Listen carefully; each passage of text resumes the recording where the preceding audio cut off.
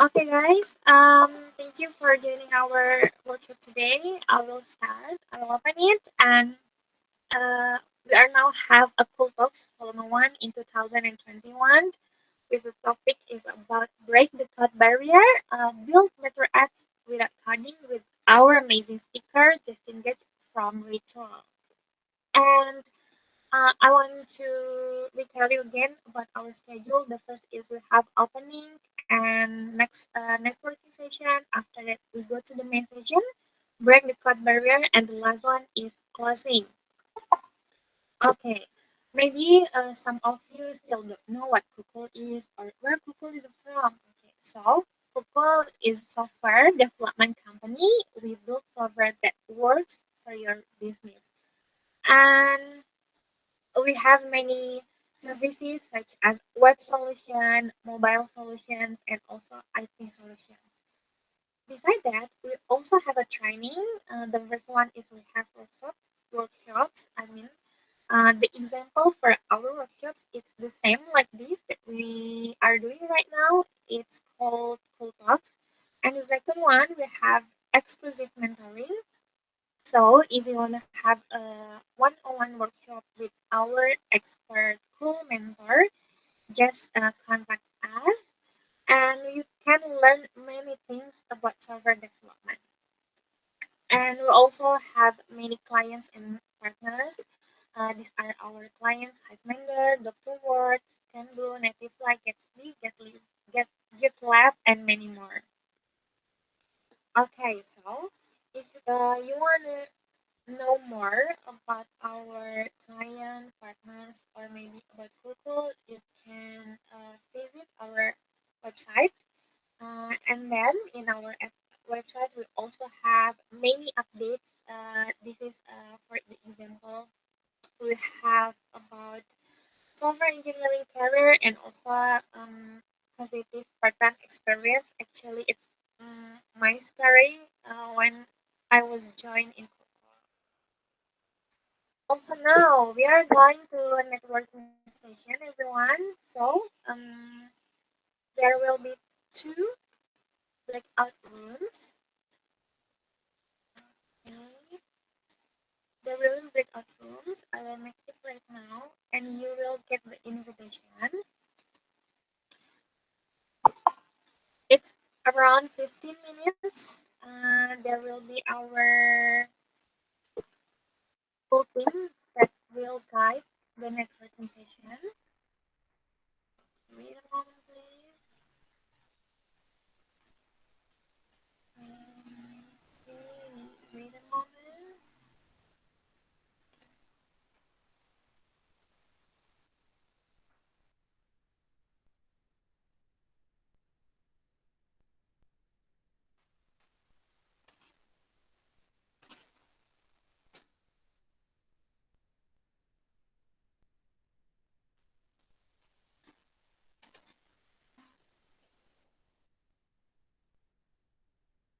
Okay, guys.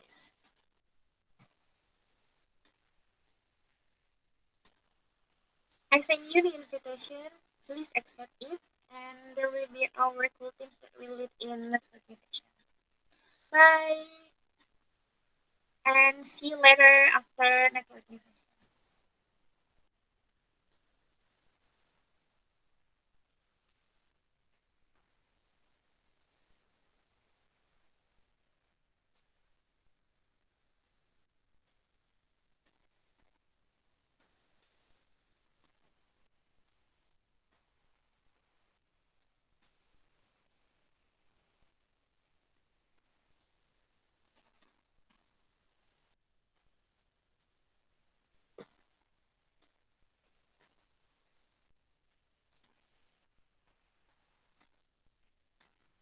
Okay.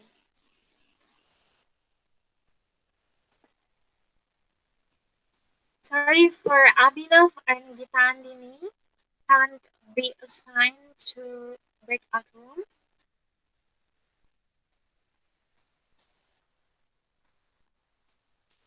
Like it's automatic from the Google Meet and the others.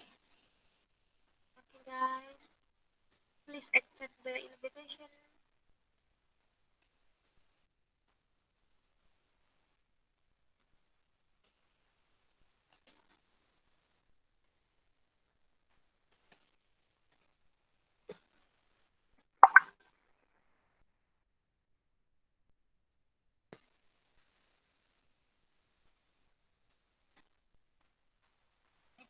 So to network division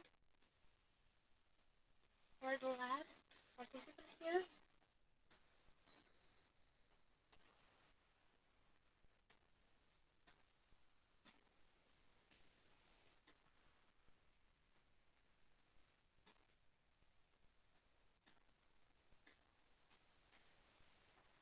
Okay, for Arsya, Mr. Arsya, Aika Huda, Konita.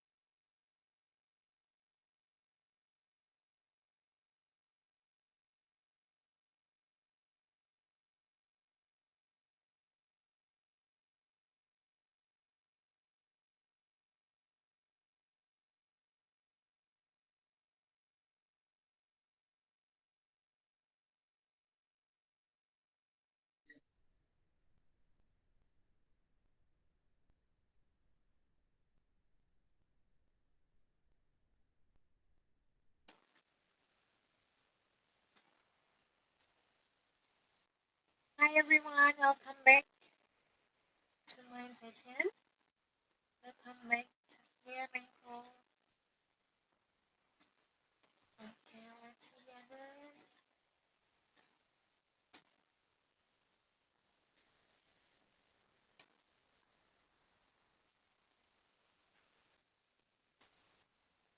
Hi guys, welcome back to our main call. Is it clear enough, Justin?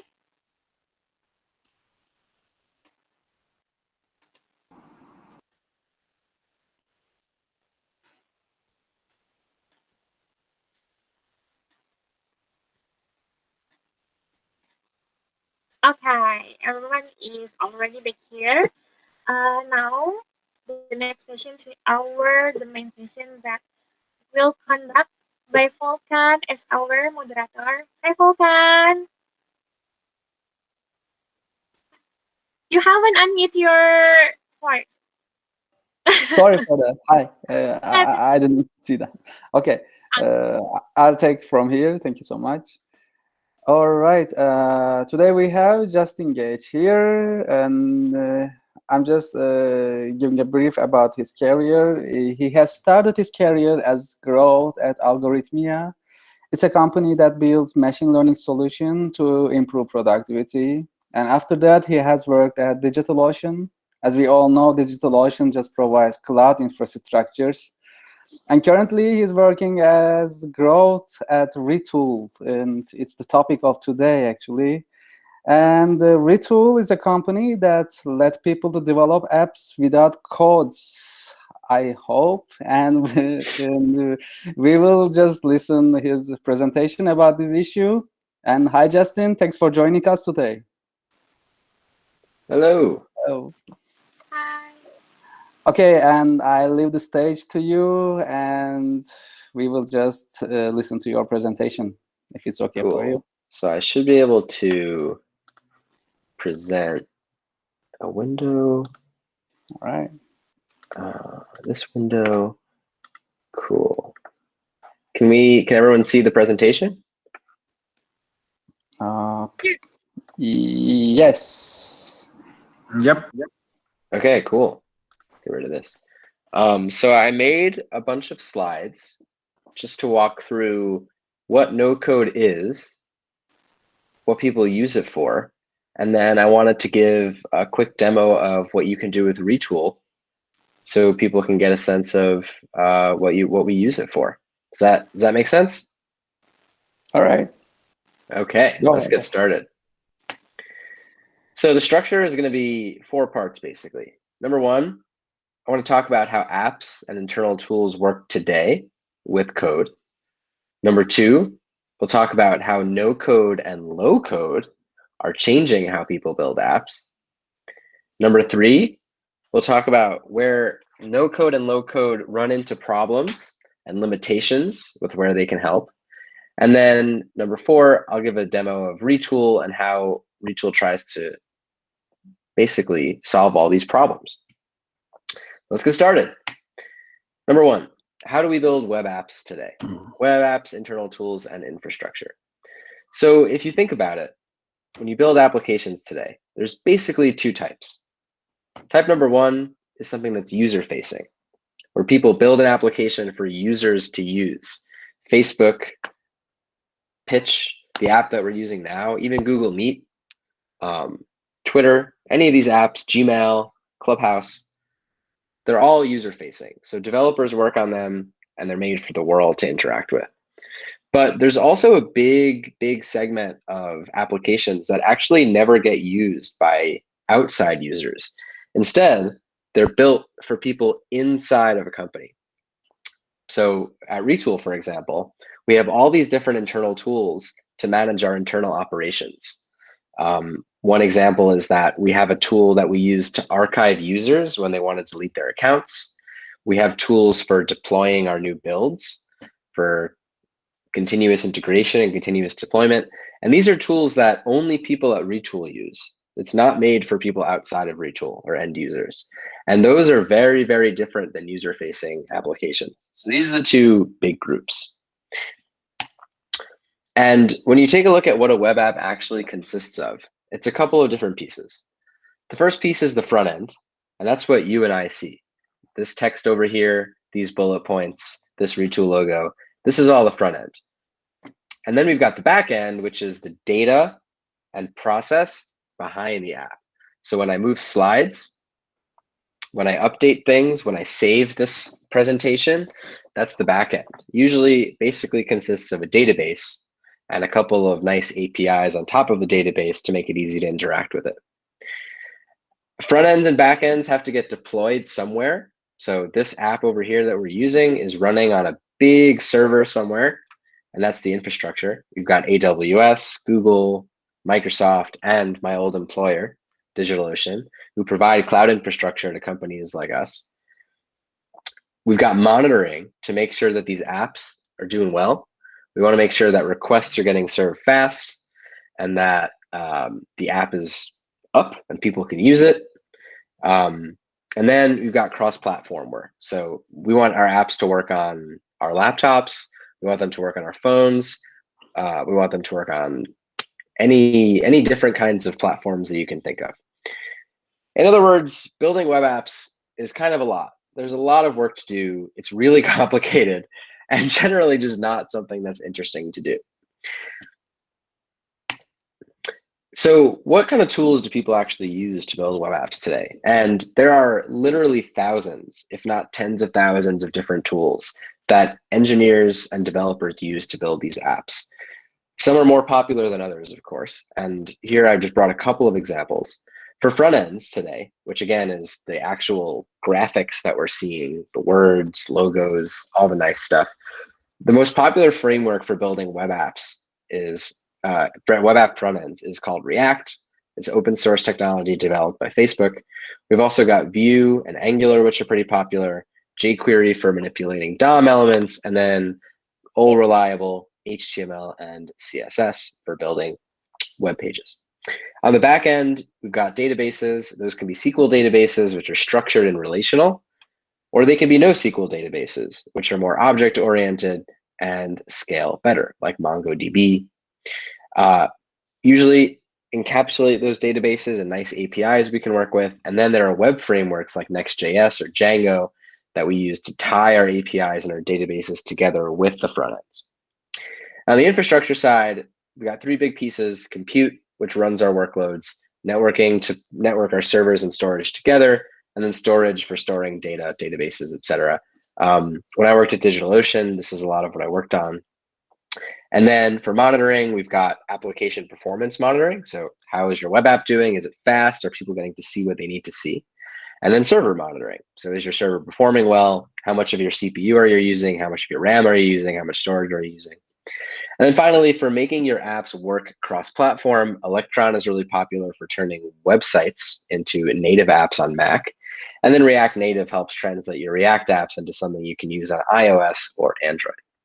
And those are the kinds of tools that people use. So building web apps from code as a developer, or even if you're not a developer, is really difficult. It's very time consuming. You got to go all the way from front end to back end to infrastructure to monitoring and set all that up. And there's just a lot to do.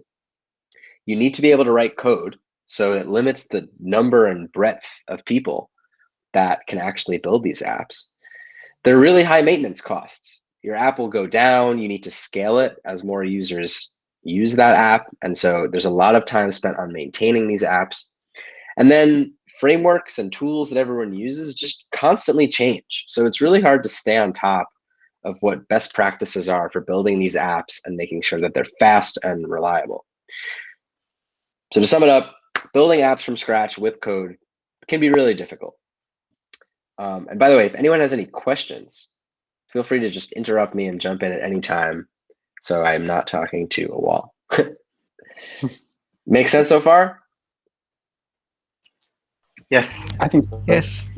Cool. Any questions before I go on to where no code and low code fit in? Okay. Number 2, no code and low code, democratizing the build. So the basic idea of no code and low code is to try and make it easier and faster for people to build these web apps and tools that we just spoke about. And part of that is enabling people who are not developers, so people who cannot write code, to actually build their own apps instead of relying on software engineers to build those apps for them. And it also eases the maintenance burden by making these apps easier to adjust and fix in the long term. There's a lot of different no-code app builders out there. One of the most popular ones is called Airtable, which I'm sure a lot of you are familiar with. And Airtable is basically like Google Sheets or Excel, but super powered. And you have the ability to turn your Airtable data into these interactive applications like you can see on the right. And Airtable requires no code at all. The developers can work with the Airtable API, but you don't need to be able to code to use it. And it empowers people on operations teams, support teams, marketing teams to build data sets, work with those data sets, and build apps and graphs and charts without needing engineers to get into the fray. But Airtable is not the only one. Bubble is really popular. Glide is popular. Squarespace, Wix, and Webflow have been around for probably almost a decade, helping people build websites. Think, for example, let's say you've got a store where you sell plants, something like that. You don't know how to code, but you want a website so you can promote your store and just give people something nice to look at. You can use Squarespace or Wix or Webflow to just build one of those sites in a drag and drop kind of format without writing code, but still get something that looks really nice and helps grow your business. And if you think about it, even things like Salesforce, which are just big, scary CRM applications, are actually no code. Pretty much anything at least in the way that I define it, anything that gives people the ability to manipulate and create their own data, which is really what the core of an application is no code. So I think it would be helpful to go through a basic example to explain why no code can be so valuable.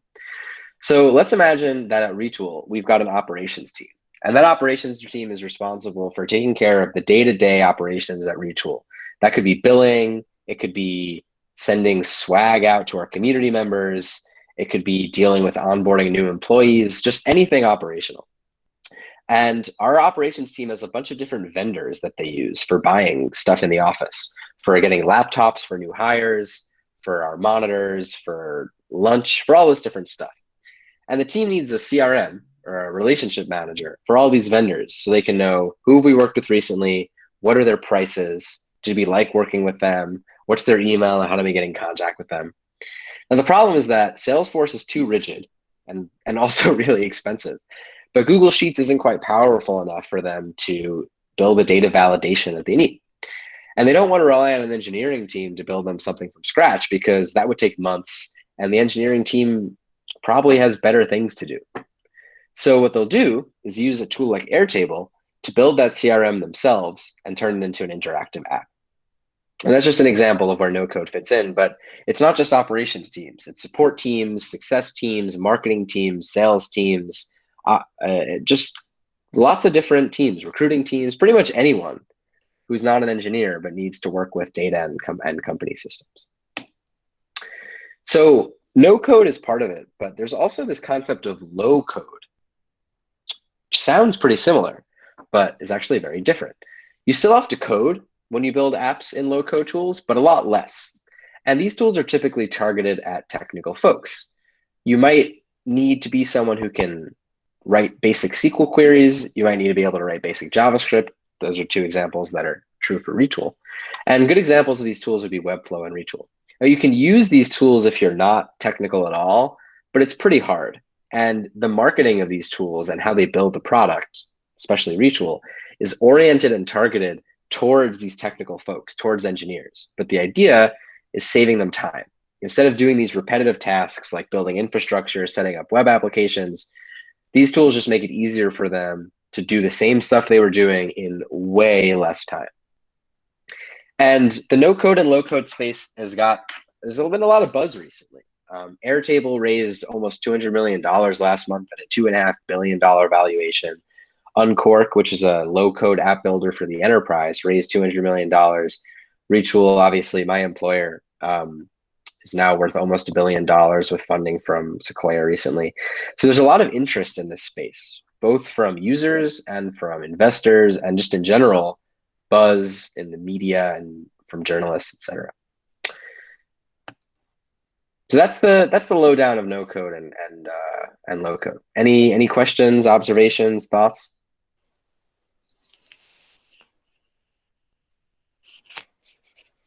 Okay, good. So the third part is where things get complicated. Because the way that I've presented this so far makes it seem that no code and low code are super awesome and perfect and save everybody time. But the reality is that sometimes things can get a little bit more complicated than that. And that's where no code and low code tools often hit a wall and just aren't good enough to solve the problems that some of these teams have. And I want to walk through why that is. So originally we started with the fact that building a web app is hard. You need to work with multiple different backend data sources. Every app has its own unique little edge cases. For example, your database might store dates in a string format, or maybe you have legacy data in MongoDB, but you're using Postgres as your main data store. Pretty much every company that I've ever worked at has had one or two things about their app that's just a little strange, a little wonky, a little off. And that makes it really hard for tools to fit in. Also, some things just need code. The reality is that a lot of tasks that engineers do and a lot of web apps that get built are really complicated. And though it would be nice to be able to simplify it with no code or low code, some things just sometimes need code. And that's just the reality.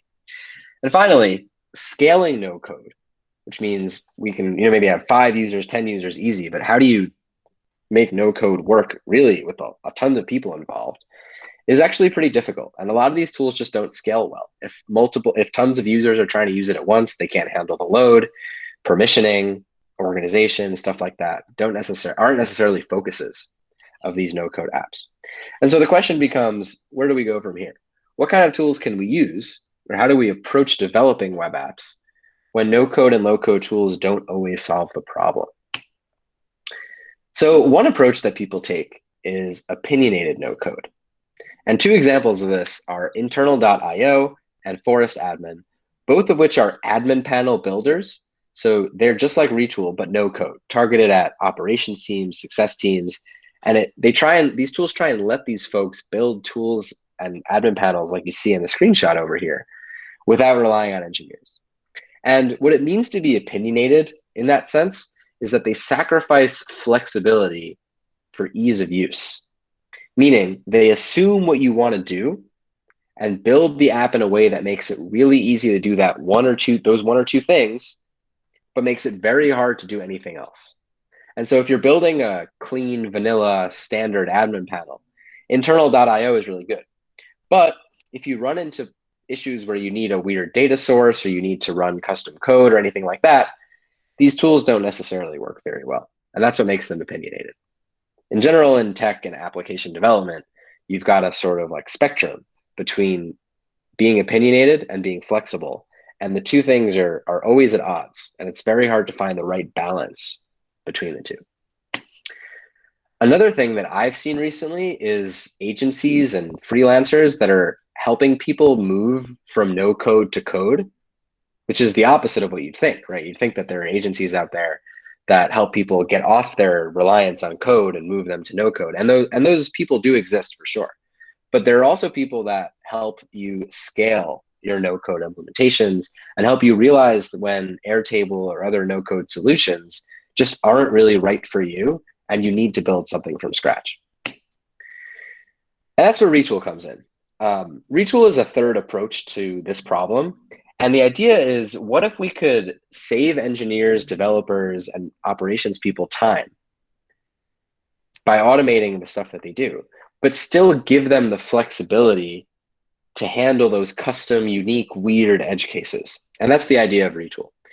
So bullet point number one is that Retool is built by engineers for engineers. Generally, the audience for Retool is technical. They don't have to necessarily be software engineers, but they'll typically have experience writing basic SQL queries, basic JavaScript, or at least are technical enough to sort of figure that stuff out. And what Retool does is help you speed up existing internal tool workflows by automating and giving you a nice, really visual GUI on top of it. And this will all make a lot more sense once I get into the demo. So here's what we'll do with the demo, and then I'll come out of the presentation and head into a new Retool app. Let's imagine we've got a customer support team here at Retool. And well, we actually do have a customer support team at Retool. And they need to work with our order and product data. They want to be able to look at our users and update whether those users are active, and also be able to update their order status and basic stuff like that. Now, these customer support team members are not technical. So they can't write SQL, they cannot build apps, they can't interact with databases directly. And so what our job is to build an app in Retool that lets them work with our order and user data without being able to code. The finished product is basically what you see on the right. We're going to try and build something that looks pretty similar to this. And let's get started. Okay. So far, so good. Any questions before I run into the demo? Yeah, I have a question. Go for it. Are you implying that the low-code, no-code tool is the next level of web framework, where we, like in the past, we have like Django, like handling all the stuff, and then there is more opinionated like framework like Rails, and then now it becomes the low-code, no-code tools where there is opinionated one, and there is the one that's more flexible? I think it's a good question. It depends how you define what replace means. The issue with a lot of these low-code tools is that if you try and export what you're building, and this is certainly the case with Retool, it's complete nonsense. Like if anyone here has used Looker or Webflow, and you try and build an app, and then you want to tell Webflow, all right, export the code that corresponds to what I just built, it's like complete nonsense. Because internally, the way that Webflow and Retool work are really proprietary and handle the DOM in different ways.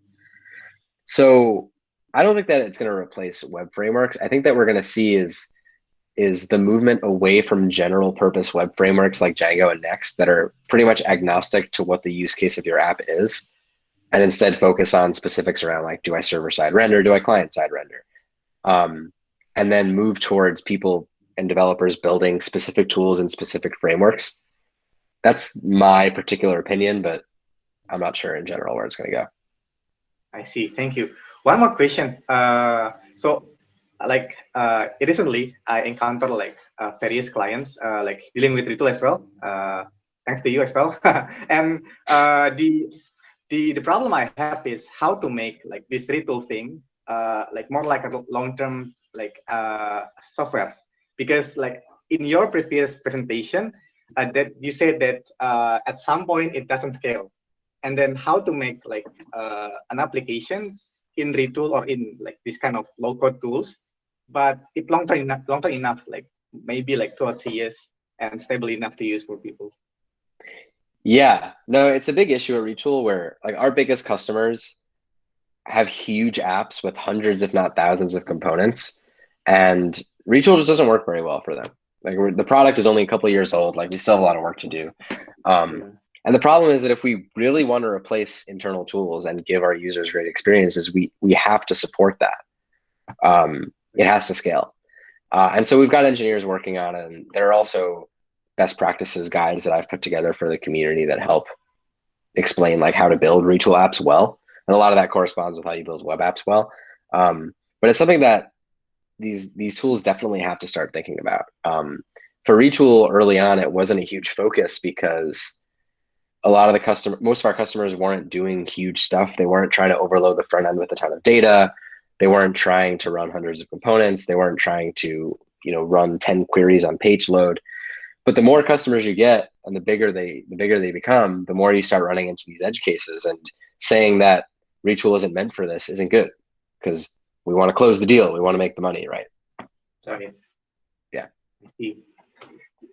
Thank you. Oh, there is Cool. a question from the chat.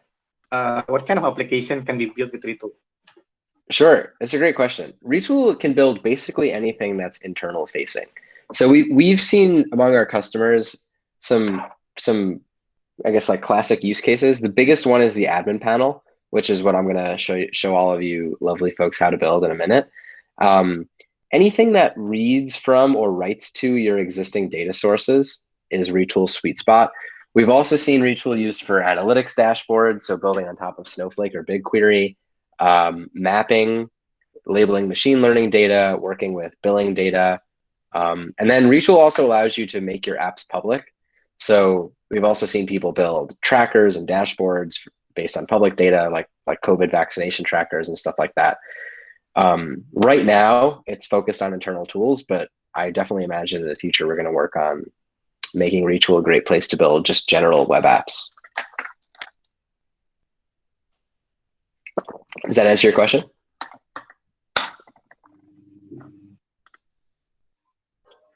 I will take that as a yes. Absolutely. Okay, so we ready to get started with the demo? Okay, let's do it. Okay, let's. So I'm just going to give everyone a basic walkthrough of what Retool looks like, and then dive into building the app. We can all see my screen, right? Yes, it's clear. Cool. So this is the Retool homepage. You can think of it as a directory of all the different Retool apps that you've built. Everything's organized into folders. Each one of these folders has different Retool apps in it. The resources tab is where you connect data sources. And you can connect pretty much anything to Retool. SQL databases like Postgres, MySQL, MS SQL, NoSQL like Mongo or Firebase, and then all different types of APIs, REST APIs, GraphQL endpoints, Stripe, Twilio, GitHub, even SMTP, and anything that supports an open API spec. So right off the bat, you can see there's just a lot of different stuff that you can connect to Retool. And finally, the query library is where you can write queries directly, but we'll come back to this. The apps tab is where we want to be. So what we'll start doing is we'll start with creating a new blank app. We'll call this Justin Kulkul presentation. And let's add this to the Justin folder so we can keep it organized. Cool. So this is what you get when you land on a new Retool app. And I'm just there's a lot here.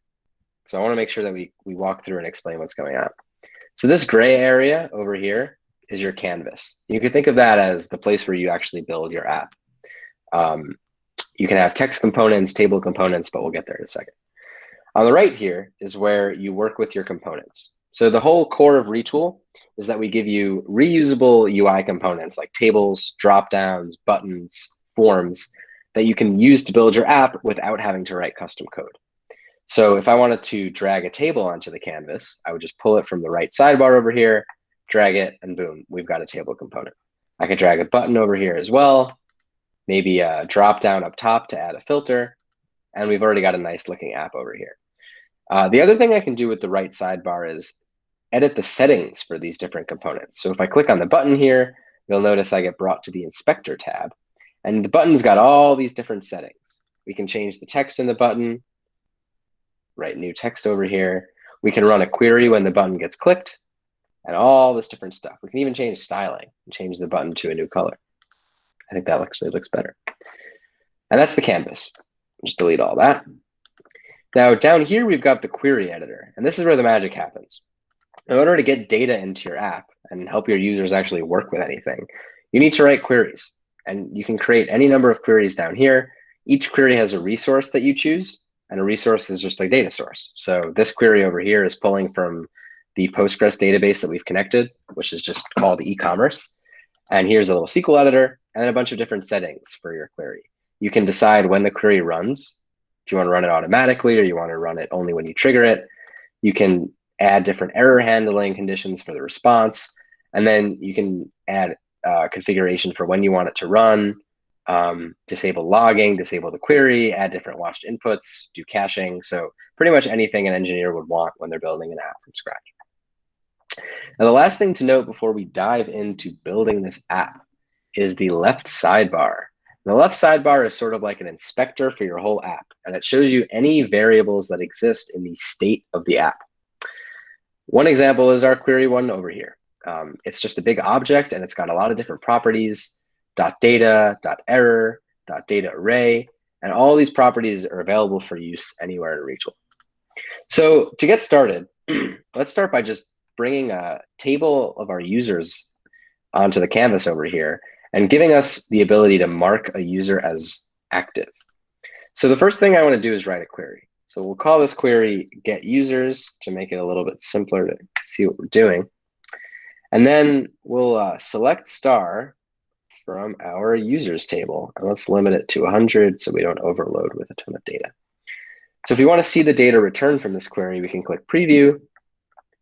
Nice little table over here, looks good. This data seems about right. And so now I'll click save and run, which will actually populate the model with this data. What does that mean?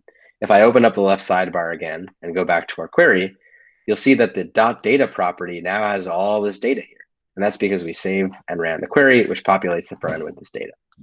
Now what we can do is drag this into a component. So I'll pull a table onto the canvas over here. And you'll see that the table automatically populates with the data from the query I just ran. So this data over here is real. It's pulling from an actual Postgres database, automatically put into a table on your front end without you having to do any work or code at all, which is really cool. We have automatic pagination, which I can just take a look at different pages on the table. I can also edit how many rows exist in the table by toggling compact mode. Now we've got a lot more space here. And that's the basics. The table component has tons of different configurations available. I can change column names and add different background colors and change alignment. I can add server-side pagination. I can add action buttons, different edit queries, change styling, just so much different stuff that you can do here. So one thing that we might want to do is to be able to search for different users, because right now we've got a lot of data in here, and it's kind of going to be a pain in the butt for me to look through all these different pages. So the way that we can do that is to drag a text input component onto the canvas. And let's update the label here to be search for email. Cool. And then I'll change the default text over here. It says enter value to enter email. Again, really easy to edit any of the properties here, whereas if you were building this app from scratch, you'd have to do this in code. So if I type anything here, you'll notice it doesn't actually change anything in the table. And that's because we have to update the query that populates our table to pull from this text input. So we're going to go back to our get users query. And what I want to show you is how the value of this component can get populated into another component. So I'll start by dragging a text input onto here. And what I'm going to do is create a reference in the text component. And you can do that using these two curly braces in Retool. And I'm going to refer to text input one.value. And that's just going to reference whatever is typed into here. So if I type hello Justin, you'll notice that the text input, the text component gets populated too, because it's referencing the value of what I'm typing in here. And that's exactly what we're going to use to update our query. In here, I'm going to add a where clause in the SQL. And I'm going to say where email I like, and add in JavaScript here as well, text input one.value. And I'm also going to add a couple of wildcards just so that it matches the text well without me having to type the exact text. Cool. So I'm going to save and run this. And obviously there are no rows that say hello Justin. But if I type J, the query will rerun and only show me emails that have J in them, which is pretty cool. Now the problem here though is that if I delete the J, the search input is empty. And so it's giving me strange results. Actually should be empty. I'm not sure why it's not. Anyway, to handle that edge case, what we can do is add an extra handler in here and type where not text input one.value or email I like this. So that basically that means that if there's no value in the text input, all the results will still get returned. And so we're in pretty good shape. So basically in, I don't know, 5 minutes, we've got a working table with search without writing any code. But reading from data and reading from our Postgres database is only a small part of what makes Retool really cool. What's really great is that you can actually write back to your data. And that's what I want to show you how to do now. So I'll start by dragging a button onto the canvas. And a button lets you just run an arbitrary query. And so what we want to do is, you see there's got this active column over here that tells us if our users are active. What we want to do is add this button to update the value to true. So we can turn X to a check, basically. And this will allow our customer support agents to easily mark people as active. So what we're going to do is create a new query. There are all different types of queries that you can use in Retool, but we'll start with a resource query, and we'll call this set to active. And we're going to choose the same database, but the edit version. This is actually a legacy thing in Retool. The newer versions let you just use the same resource for edit and read, but this is a old Retool instance, so we're stuck with this. And what you'll see is that Retool provides this really cool GUI for updating your SQL tables instead of you having to write insert and update statements. So what we want to do is update the value in our users table from false to true. So from the table dropdown, we'll choose users. From the action type, we're going to choose update an existing record, and we'll get back to some more of these in a bit. And then we need to choose a filter. And what the filter is going to do is tell the database which row do you want to set to active. And this is where Retool gets really interesting. So we'll choose ID, which is or customer ID, which is the primary key of this table. And then we're going to add some JavaScript in here that refers to the currently selected row in the table. So that's table1.selectedRow.data. And then we're going to reference the customer ID column. And this value changes based on whatever the selected row in the table is. So the customer ID in this currently selected row is 26. You can see it previews to 26. If I click on this row, it previews to 5. If I click on this row, it previews to 301. So this value dynamically updates based on the row that you've selected in the table, which is pretty cool. And that's what we're going to use to filter which record we actually want to update. For the change set, we're going to pick the active bool column, and we're going to set the value to true. And then we're going to save this query. And now we're going to hook it up to our button so that every time we click the button, this query runs. We'll choose the set to active button.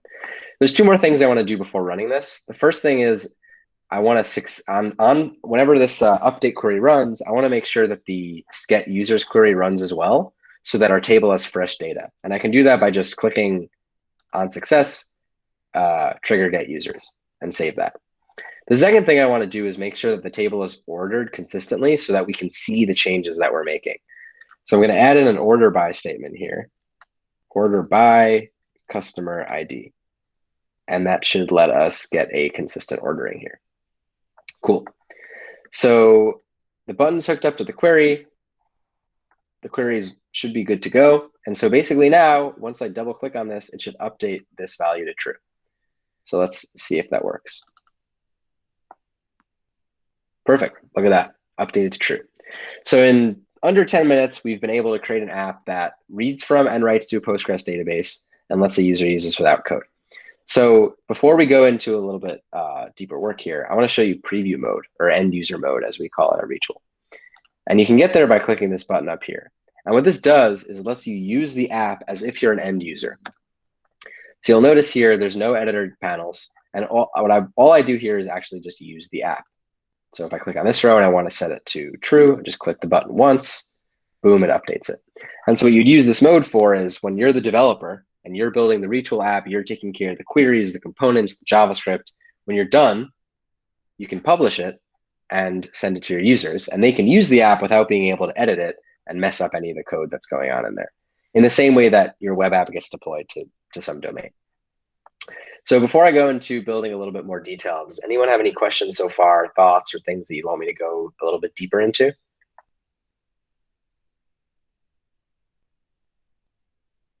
I just, not about this issue, but for the whole issue, I'm checking your documentation in your website, and it's so deep documentation, by the way. It should be, I think, but it has a lot of things to do, reading about some issue. For example, working with tables.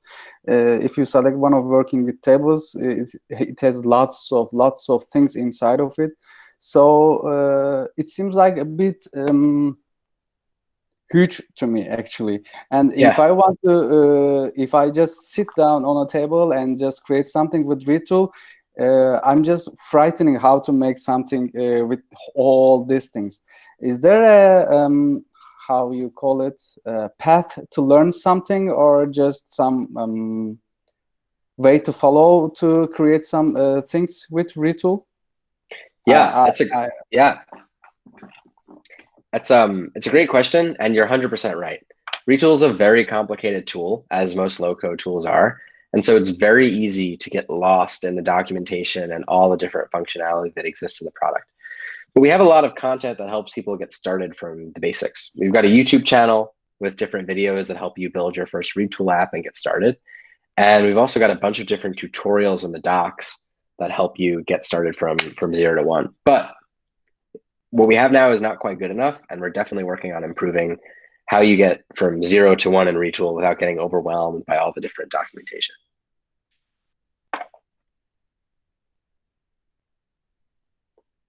Any other questions before I keep going?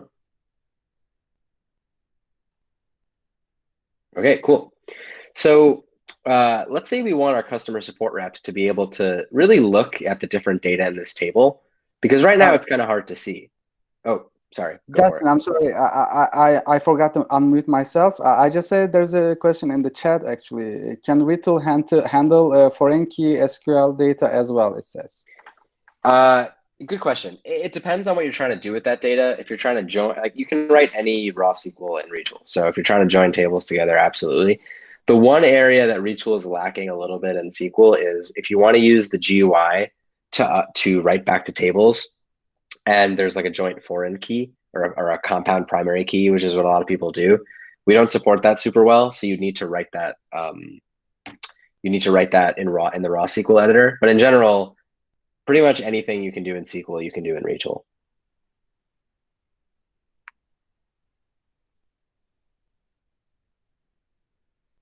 Cool. Okay, and feel free to interrupt me if there are any other questions. So we want to give our support reps the ability to see more data. And you'll notice that when we put the table into compact mode, it's just really difficult to see what's going on here. So what would be cool is to create a little details pane on the right that makes this slightly easier. So what I'm going to start by doing is just giving us a little bit more real estate. I'm going to drag the table over here, drag the button over here, and our search. And what I'm going to start by doing is dragging a container component onto the canvas. Now, a container is just that. It's a way to put other Retool components into a master component. And we'll call this details. Nice little header shows up here. And we can just drag in a couple of different text components to display details here. So we'll call this name. And this is markdown, so we can pretty much just write whatever we want. And then I'll write some JavaScript to combine the first name and last name columns. We could do table1.selectedRow.data to reference a selected row, first name, and then add a plus table1.selectedRow.data last name, and that gives us that person's name. Let's also add a little space in here so they're not right up against one another. Cool. And so now we've got a text component over here showing what the user's data is. And the cool thing about selected row is that it changes based on the row you selected. So as we change rows over here on the table, this text input changes. And let's also change this to bold instead of italic. I think that'll look better. Yeah, there we go. Cool. We can do that for a couple other columns too. Maybe we'd bring on a checkbox component to show if they're active or not. We'll call this active. And then for the default value, we'll reference table1.selectedRow.data.active. So this checkbox will show us whether the user is active. And then maybe we want to show the date that the user was created, so our customer support reps can understand how long they've been on the platform. And we can do that with a date time picker component. Drag that on, make it a little bigger so we can see it. We'll call this created at, and then for the initial value, we'll pick table1.selectedRow.data.createDate. And you'll see that populates really nicely in this component over here. And again, as I change rows, all these values change because they're tagged to the selected row. Okay. That's the basic idea of a details pane. One thing that our customer support reps might want to do is just edit this table directly instead of having to click a button to submit. It'd be really nice if I could just right in here change the email, right in here to change activity. And you can do that in Retool by making this table editable. There's 2 different steps to do that. So the first thing we need to do is create a bulk update query.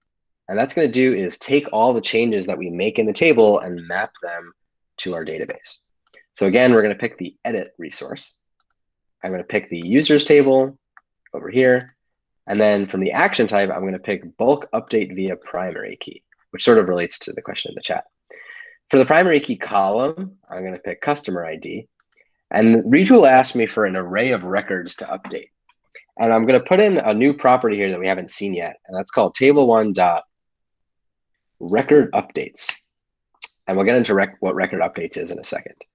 So let's call this, we got to save it first.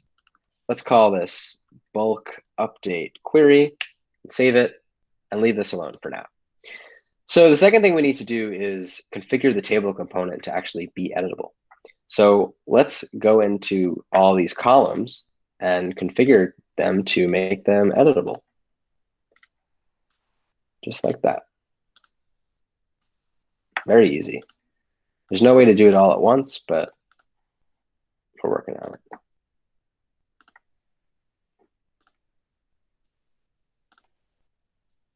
You can also choose to make some of these not editable if you don't want your users or your customer support reps changing them, and that is completely fine too. But just for the sake of the demo, we will toggle all of them to on. Okay. So now what you'll notice is we've got this little pencil icon next to all these columns. And if I double click, I can actually change this to Justin last name, or really whatever I want. If the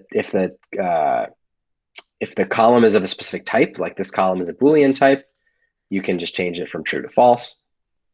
And you'll also notice that if I specify which type the column is, for example, if I go into create date over here, and then I specify it as a date picker type, I can even get a date picker here if I want to update it.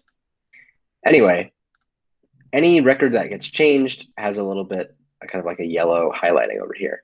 And you'll notice that this Save Changes button pops up over here. So if I click it, I get an error that says, please connect a bulk update query for the table. And so one of the last things I need to do is actually connect this query that we've created to the table. And the way I can do that is by scrolling down here to the bulk update action dropdown. And I'm going to select our bulk update query. Now, if I save my changes, the bulk update query ran successfully. Of course, the data didn't reload because we did not trigger it. So remember, we have to go to the onSuccess trigger in this query and rerun our get users query to make sure that the data is fresh. And if we reload the table, we should see that, oh wait, maybe it didn't work. The last thing we need to do is the on-row add query. And this is a little bit confusing, but in Retool, when you want to make a table editable, you have to also make a table addable, which means adding a new row. And so finally, we will add a insert row query. Again, we're going to choose the users table from our dropdown, but from the action, we're going to choose insert a record. And now we've got a change set. The change set is just asking us, well, what data do you want to put into your Postgres table? And this is a little tedious, but we're going to do it manually. We have to choose all these different columns. So bear with me here. First name, last name, email, address ID, active bool, create date, last update, oops, active, company name, credits, almost there.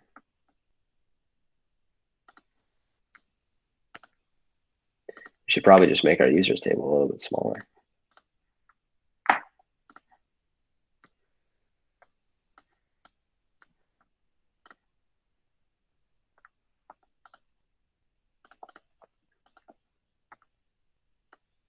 Finally, MRR.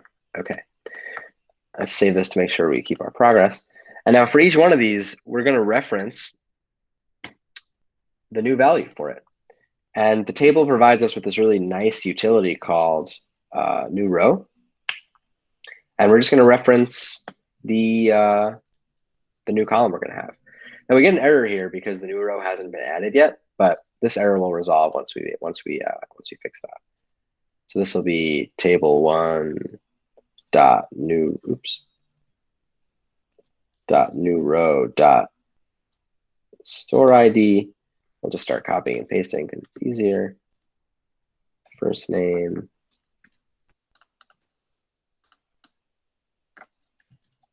Last name. We can also make this a little bigger so we've got more room. Email. Oops, extra string quote there. Address ID. Active bool. Create date we can just set automatically. So we can use something like moment, which will just initialize us to the current date. We can do the same thing for last update.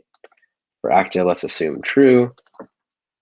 And then we can also just add in any random strings if we want to hard code these things. So this could be retool, 30 credits used, stuff like that.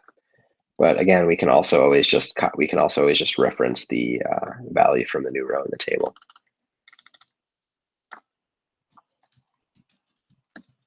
Just credits remaining.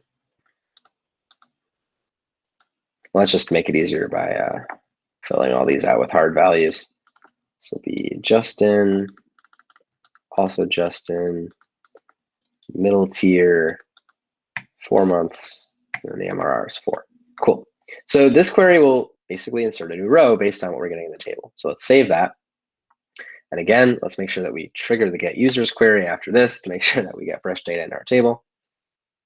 Oh, basically can choose our. And now, here we can choose open another Retool page, and that can take you different places.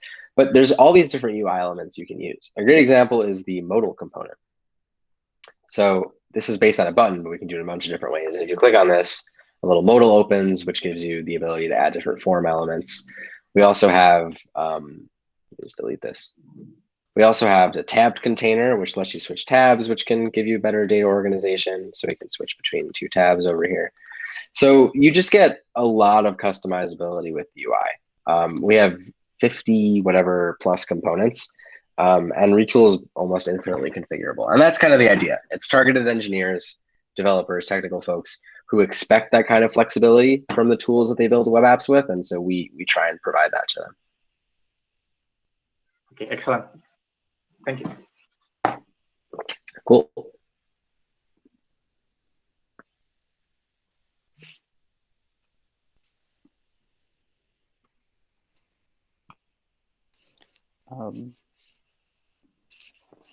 Does anyone have any further questions for Justin?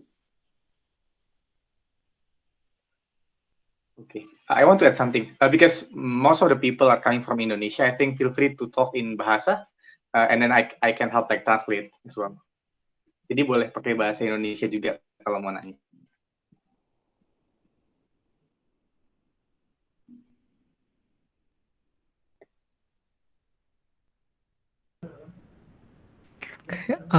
My next question. Justin, give us an example using the Retool to set a public. What I want to ask is, if we set to public, so everyone can edit, there is no role-based management or what? Thank you. Yeah, great question. So the way that Retool works is that anybody who wants to be an authenticated user, so someone who has a Retool login and who you can choose who has control to different apps, you've got to pay for that user. But like you mentioned, you can make your Retool apps public. When a Retool app is public, anybody on the web can access it. Obviously, the URL is not super publicly accessible. It's like retool.com/xyz12 whatever. But if somebody gets the link, they're able to use that app. You can password protect your public apps in Retool, but it's not a foolproof type of security. And that's why I mentioned that Retool is really fundamentally built for building internal tools internal to your company. But as we think about expanding Retool to people who are outside your company and just user-facing apps in general, we're going to try and improve that and make sure that building public apps is a really good experience that you can add authentication to and make sure that it works for your business. Okay, thanks, Justin. Another question. I want to ask if we can utilize many data sources at once. Is it possible using Retool? Oh yeah, absolutely. I mean, I'm gonna show you quickly, but we have some people using 15 plus different data sources in their Retool apps.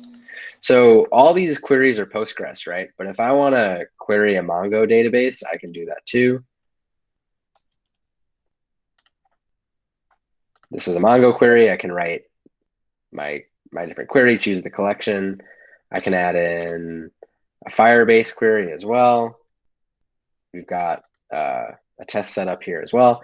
And you can choose whether you want to use Firebase auth, the real-time database, or Firestore. You can do any of this stuff. And it's also just not just data sources. You can create JavaScript transformers that join this different data together by doing something like var pg data equals get users.data, and then something like Mongo data equals query5.data, and then you can return both of them by zipping them together or joining them. And that's how some people will get a combination of Mongo data and Postgres data or any other two data sources into the table. So absolutely, we've seen a ton of users doing meeting Stripe data to Postgres data or REST APIs along with MySQL, and really just any combination of different data sources.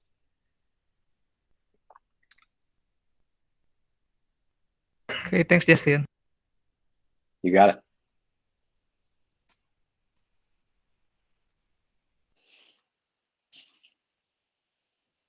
Any further questions for Justin?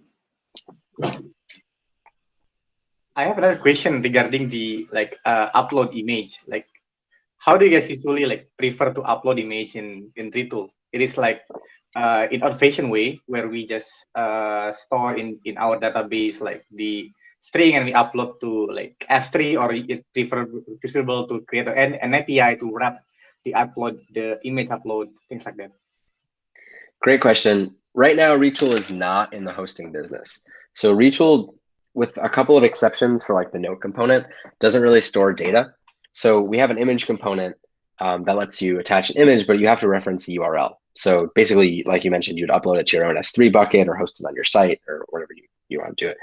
In the next couple months, though, Retool is going to be working on shipping native databases with Retool. So you'll be able to basically sign up for Retool and also get a quick managed Postgres instance set up that's automatically connected to Retool and stuff like that.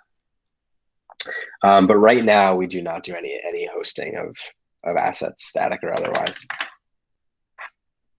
I see. And like, is there any like a public forum like where we Retool user can like discuss and then? Yeah, this is actually what my job at Retool, so it's worth me sharing with you guys. There's a couple different ways to engage with the Retool community. The big spot is our discourse forum, which is at community.retool.com. And we've got a bunch of different channels for people to ask questions about how you do things in Retool, and it's really active. One example is a couple of months ago, someone wrote in about an issue that we are seeing with our date time picker component. And so me and the Retool team were able to talk to them and figure out what the issue is, file it as a bug, and you can see there's like kind of a decently long discussion here. You can post bugs, you can ask, how do I do things in Retool? Like, how do I filter different queries? How do I bulk add users?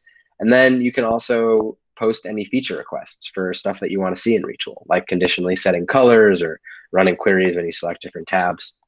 We've also got a show and tell channel where people share what they're working on. One of our community members, Joey, built this really cool Retool app that lets you apply custom CSS to different components, and he shared what he built here. And so this is the best place to engage with the Retool community, pretty much.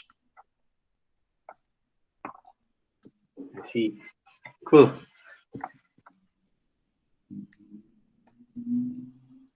Cool. Yeah.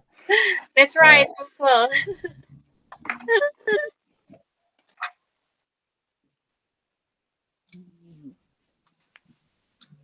I think we don't have any further questions here. Okay. Oh, there is a question from chat. It says, can we combine Retool app into existing web app? Great question. And the answer is yes. You can embed Retool via an iframe into other apps. And we see people do this into their existing internal tools or into other tools like Front or Webflow, where they just want to embed Retool apps. We also support authentication via those embedded Retool apps, which is pretty cool. And you can read more about that in our documentation.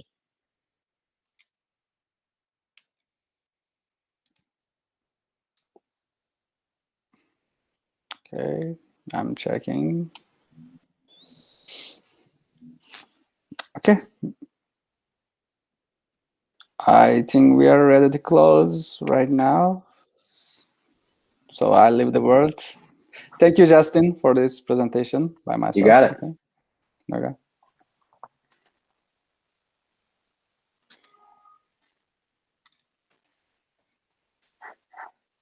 Okay, thank you, Volkan. Wow, that's really interesting workshop. I learned a lot from you, Justin. Thank you so much. And guys, before we end today's event, please give us a feedback. I already give you the link on the screen so we can serve you better in the future. We also have social media. Please follow us on Instagram, Twitter, visit our website. Besides that, we have community. If you want to ask more about software development or get information also, you can join our community. I have good news. If you come late, everyone, you also can watch our today workshop on Kulkul YouTube channel. That's really good, right? And please don't forget to connect us on LinkedIn. That's all, everyone. Thank you so much for today. Stay safe, happy, and healthy. You can live now. Thank you, everyone. Hope today workshop give you many benefits as well. See you on the next Cool Talk. Bye bye. Yeah, Thank you, thank you. everyone. Thanks, Justin. Thanks, Volkan. Thank you, Justin Thank you Volkan. all.